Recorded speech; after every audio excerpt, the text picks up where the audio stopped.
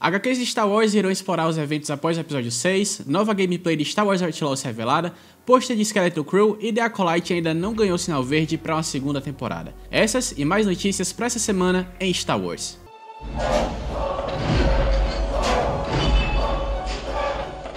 Saudações imperiais! Antes da gente falar das notícias aqui, se lembra do básico, tá? Se inscreve, compartilha esse vídeo e também deixa o like e ativa as notificações. Lembrando também dos nossos patrocinadores, a Rebelware, onde você pode utilizar o cupom Fortuna4 e ganhar o desconto em estampas bem maneiras. Mas não conte ao Imperador sobre isso, tá? Oh, mas que lindo! As notícias de live action estão dominadas de The Acolyte aqui, então é 95% dessa sessão, com muitas entrevistas para diversos portais e diversos atores, né, diversos produtores também, comentando sobre a série e o final da temporada aí. Eu vou dar as outras notícias primeiro e depois eu passo para as de Acolyte, tá? Em notícias de premiação, Ahsoka foi nomeada para 5 Emmys, figurino, cabelo, maquiagem de próteses, edição de som e efeitos visuais especiais. Skeleton Crew, a próxima série de live action de Star Wars, ganha seu primeiro pôster que já está circulando por aí. Dá só uma olhada. Se você estiver acompanhando outras notícias aqui no canal, já viu essa foto em um formato de um lingote colecionável, mas aqui você está encontrando com mais detalhes e em cores. Para o Inverse.com, Lee Isaac-Chung fala sobre como sua experiência dirigindo The Mandalorian e episódios de Skeleton Crew foi o que ajudou com Twisters, comentando que trabalhou muito com Jude Law em seu episódio e que, no fim das contas, a série é sobre o amadurecimento das crianças, enquanto a história é contada aos olhos de Jon Watts e Chris Ford como escritores e produtores. Indo para The Acolyte aqui, a notícia de destaque aqui para as produções live action dessa semana é que a Entertainment Weekly já foi atrás da Leslie Headland, a showrunner da série, para perguntar se há esperança de uma segunda temporada de The Acolyte, mas ela disse que não ouviu falar de nada, né, sobre o fato aí do estúdio. Antes de eu falar mais um pouquinho sobre a entrevista aqui, eu vou adicionar um pouco da minha opinião pessoal, tá? Que tá muito cedo ainda pra falar sobre. A Ahsoka, por exemplo, a gente sabe que precisou de 3 meses pra ter a segunda temporada anunciada, tá bom? Então, não tô dizendo que não fiquem papagando por aí, que The Acolyte tá cancelado, não sei o quê, porque demora um pouco esse processo, tá? Mas enquanto isso, a gente fala aqui da entrevista que a Headland ela deu pra Entertainment Weekly, tá? E ela falou que é de fato bom ter um descanso, dizendo que a melhor coisa a se fazer depois do processo de criação é sentar-se e fazer nada.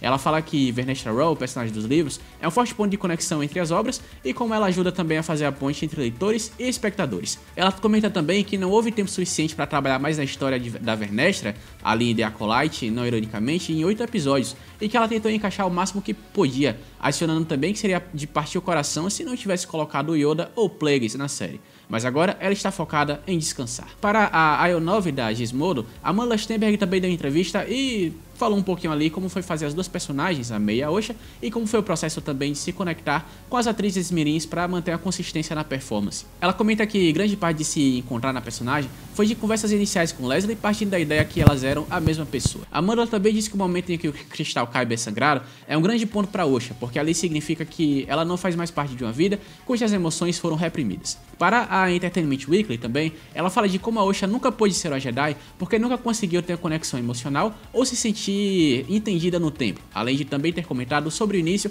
de uma etapa de romance do lado sombrio entre Kimi e Osha e como foi conversando aonde chegariam no final e como a revelação de Darth Plagueis, embora descoberta por ela, foi mantida em segredo até os 45 do segundo tempo. Para Collider, Leslie Headland comenta na influência de vários filmes, como o Drácula de Bram Stoker, na conexão entre Kimi e Osha. Após ver os testes de luta e manejar cinto com a capa, capacete, todo aquele material de cortoses, ela reescreveu o final e fez a luta de Sol contra Kimi acontecer.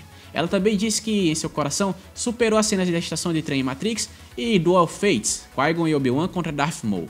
Sol e Osha são antítese de Luke e Vader, enquanto um trabalha com a redenção e o perdão, o outro trabalha com vingança e raiva. A entrevista de 1h30 tá aí na descrição, então eu vou deixar aí os interessados pra lerem, tá? Mas tem muitas referências, como eu falei, Senhor dos Anéis, Cowboy Bebop, Colina Escarlate e muitas outras obras pra criar The Acolyte ali como vimos. A efeito de curiosidade aqui, Plagueis foi feito 100% em computação gráfica e ele estava no roteiro do episódio final desde o primeiro dia, como diz Leslie para o site IndieWire. O diretor de ação, Christopher Clark Cowan, falou com StarWars.com sobre como trabalhou junto a Mark Ginter, coordenador de dublês, para fazer as cenas de ação da série, trabalhando juntos desde a cena do corredor de Vader em Rogue One.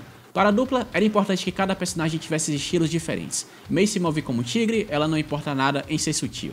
Já o Mestre Sol tem um estilo meio Kung Fu e a Indara apenas saca seu sabre de luz em uma última ocasião. Jack e Sol trabalham juntos para derrubar Kimir e o próprio Kelnaka tem um estilo de luta mais pesado e diferente do restante dos Jedi. Para StarWars.com, Leslie Regner também comenta como foi importante mostrar o lado falho do Jedi. Lee Jung-jae, o responsável pelo Mestre Sol, comenta que se inspirou e estudou Qui-Gon para fazer o personagem. É dito que os Mestres Jedi são fortes, corajosos e não sentem medo, como ele fala, mas o Mestre Sol na verdade sente, esteja ele relembrando seu passado ou de seus erros. É muito importante que eu mostre esses dois lados dele, disse o ator para a entrevista. Para o Gentleman's Quarterly, o ator Manny Jacinto comenta sobre como foi fazer o Kimi e as cenas de luta e suas reflexões até o seu papel cortado de Top Gun Maverick. A entrevista comenta na evolução em como Manny se tornou um astro mais reconhecido mundialmente a nível de Star Wars com sua performance, algo que podia ser visto com bons olhos em The Good Place com Jason Mendoza. Após ser cortado de Top Gun e comentar que, no fim do dia, Tom Cruise faz filmes para Tom Cruise, cabia a ele e outras pessoas fazerem filmes para eles mesmos, assim como Tom Cruise faz filmes para Tom Cruise. Já para Entertainment Weekly, o ator comenta que estava morrendo de frio quando teve que entrar na água gelada do planeta desconhecido. A cena de luta também foi feita com mais facilidade porque Manny já trabalhou com dança, mas que o trabalho de dublês foi essencial para manter o fluxo das cenas. Ele fala também como foi pego de surpresa por Darth Plagueis, comentando que nas versões que assistiu, a cena era apenas uma tela preta. Para a segunda temporada, ele se pergunta se haveria uma passagem de tempo, 5 ou 10 anos ali, para que o relacionamento entre Yosha e o estranho se consolidasse, mas que no final das contas tudo dependeria de Redland. E finalmente, se você gosta de ouvir trilhas sonoras de séries e filmes, você agora pode escutar a trilha sonora de The Acolyte no Spotify. Os textos sagrados do Jedi! Para os fãs de HQs que estão se coçando para ter mais conteúdos pós-episódio 6, a Marvel finalmente anuncia uma nova era chegando em outubro desse ano.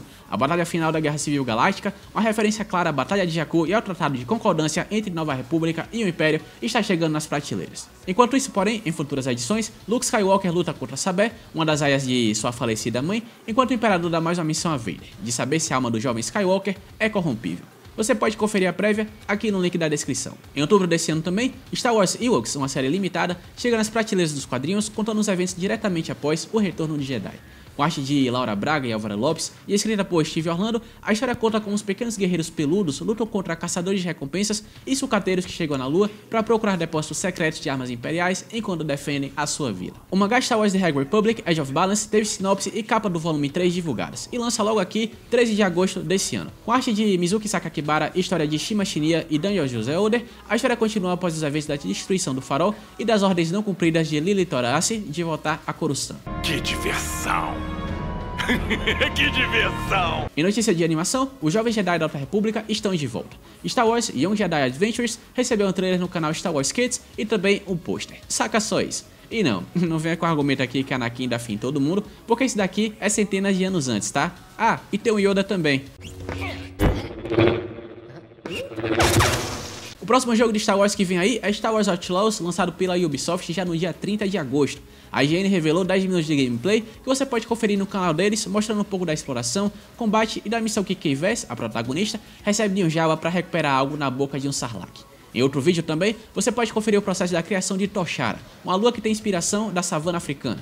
Na descrição, é curioso notar um detalhe, tá? A missão de 5 luas e planetas diferentes para serem explorados, inclusive Tatooine e o frio regime de Ascensão Skywalker. E essas foram as notícias da semana. Muita coisa de Acolyte, mas agora que a série acabou, qual é aqui a sua opinião de fato sobre ela, tá? Empolgado também para Star Wars Outlaws? Bom, de qualquer forma, deixa aí nos comentários sua resposta, tá? E não se esqueça de se inscrever, ativar as notificações, deixar o like e compartilhar para não perder mais vídeos como esse. Como diríamos aqui no Império, uma vida longa ao Imperador e até a próxima.